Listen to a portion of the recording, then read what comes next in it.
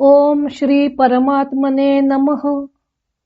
ज्ञानदेवांचा आत्मसंवाद. प्रकरण पहिलं.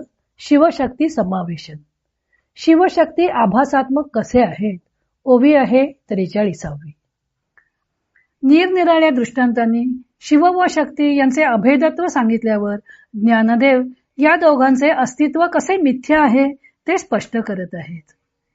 ज्ञानदेव सांगतात, ना तरी राती आणि दिवो पातली सूर्याचा ठावो, तैसा आपुला साची वावो, दोघेही जिये.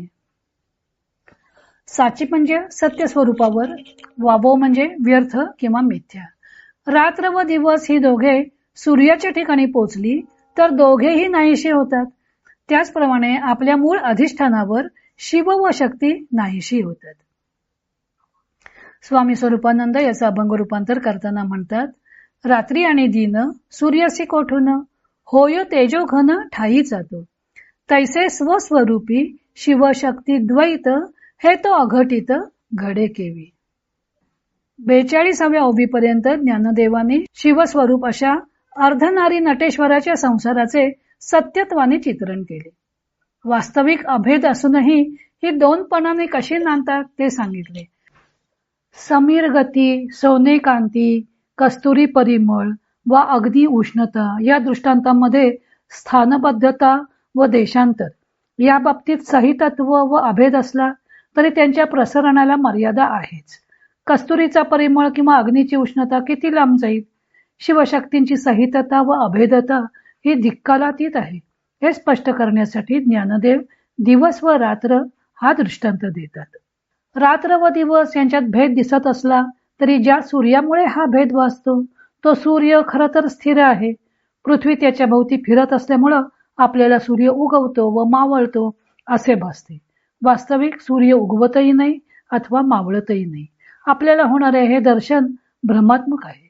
सूर्याच्या ठिकाणी रात्र व दिवस हे शब्द सुद्धा नाहीत. त्याप्रमाणे शिवशक्तींच्या ठाई दोनपणा वा भेदभाव हे नसतातच. या उदाहरणातून ज्ञानदेवानी हा सर्व विलासच कसा मिथ्या आहे ते स्पष्ट केलं आहे.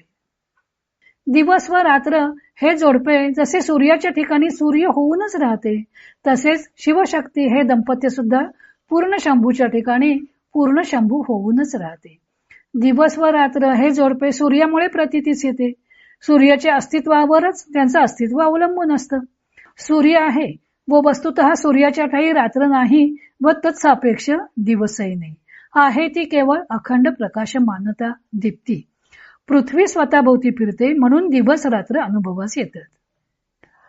पृथ्वी स्वतःभोवती फिरली नसती तर कायमस्वरूपी पृथ्वीच्या अर्ध्या भागात रात्र आणि अर्ध्या भागात दिवस अशी स्थिती राहिली असती. मग ज्या अर्ध्या भागात फक्त दिवसच आहे तेथील जीवांना रात्र म्हणजे काय ते कळले नसते व ज्या अर्ध्या भागात कायम रात्र असेल तेथील जीवांना दिवस म्हणजे काय ते कळणार नाही. पण पृथ्वी स्वतःभोवती फिरते त्यामुळे सर्व जीवांना दिवस आणि रात्र अनुभवास येतात. या दोन्ही मधला फरक कळू शकतो. दिवस व रात्र या जोडप्याचा खरे खोटेपणा ठरवण्यासाठी जर ते त्याच्या बापाकडे म्हणजे सूर्याकडे गेले तर सूर्याच्या ठिकाणी रात्र राहूच शकत नसल्यामुळे ती नाहीशी होते. रात्रीच्या अपेक्षेने भासणाऱ्या दिवसाचे अस्तित्व सुद्धा नंतर उरत नाही. त्यामुळे तेथे रात्रही खोटी ठरते व दिवसही खोटा ठरतो. त्याप्रमाणे बुद्धी जेव्हा शिव व शक्ती यांना त्यांच्या अधिष्ठानभूत परमात्म्याकडे नेते तेव्हा परमात्म्यापुढे शक्तीचे शक्तीपण उरत नाही आणि त्यामुळे तत्सापेक्ष शिवपण सुद्धा खोटे ठरते. शिव व शक्ती हे द्वंद्व खोटच ठरतं. ही दोघे खोटी ठरल्यावर त्या दोघांचे दोनपणाचे ज्ञान सुद्धा आपोआपच खोटे ठरते. दिवसही नाही आणि रात्रही नाही. केवळ प्रकाश हे जसे सूर्याचे स्वरूप राहते त्याप्रमाणे शिवही नाही आणि शक्तीही नाही. केवळ ज्ञानरूप चित्सूर्यच राहील. एकूण परमात्मा स्वरूपाचे ज्ञान झाल्यावर शिव व शक्ती यांचे द्वैत मिथ्या ठरते. सूर्याच्या ठिकाणी दिवस व रात्र नाहीत हा दृष्टांत ज्ञानेश्वरीतही अनेकदा आलेला आहे. तसेच न चालता सूर्याचे चालणे हाही दृष्टांत आभासी गती स्पष्ट करण्यासाठी आलेला आहे. त्यावरून सूर्य स्थिर असून पृथ्वी त्याभोवती फिरते तसेच ती स्वतः भोवतीही फिरते म्हणून दिवस रात्र होतात हे वैज्ञानिक सत्य ज्ञानदेवांना माहीत होते असे स्पष्ट दिसून येते. शक्तीने शिवाला द्रष्टा बनवले व स्वतः दृश्य बनून त्याच्या पुढे परत शिवालाच म्हणले. त्यामुळे द्रष्टादृश्य व्यवहार घडल्यासारखा वाटला तरी मूळ स्वरूपात कोठेही विकार घडत नाही. अखंड एकरस असा केवळ शिवच राहतो. सूर्याला दिवस व रात्र हे जोडपे माहीतच नसते. वास्तविक त्या जोडप्याला तोच कारणीभूत असतो, पण तरीही तो उभयतांपासून अलिप्त असतो. तसेच शिवशक्ती यांना परमात्मा कारणीभूत असतो, परंतु परमात्म्याच्या ठायी त्यांचा मागमूस नसतो.